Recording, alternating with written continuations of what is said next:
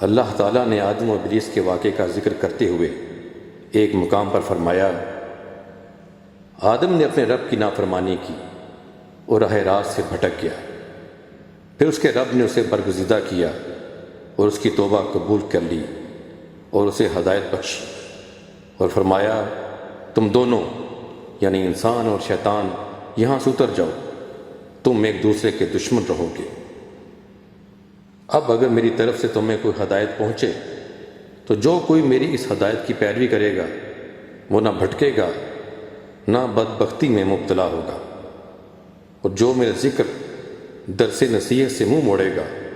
اس کے لیے دنیا میں تنگ زندگی ہوگی اور قیامت کے روز ہم اسے اندھا اٹھائیں گے۔ مفسرین لکھتے ہیں کہ وہ بھولا ہوا سبق جسے قرآن یاد دلا رہا ہے وہی سبق ہے جو انسان کو اس کی پیدائش کے آغاز میں دیا گیا تھا اور جسے یاد دلاتے رہنے کا اللہ تعالیٰ نے وعدہ کیا تھا، اور جسے یاد دلانے کے لیے قرآن مجید سے پہلے بھی بار بار ذکر آتے رہے ہیں۔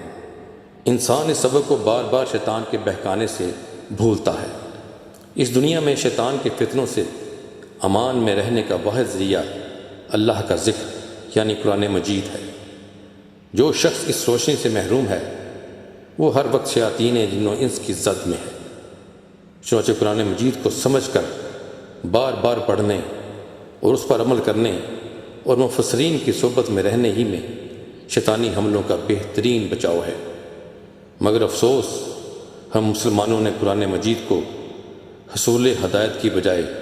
حصول ثواب اور اصال ثواب کی کتاب بنا کر رکھ دیا ہے۔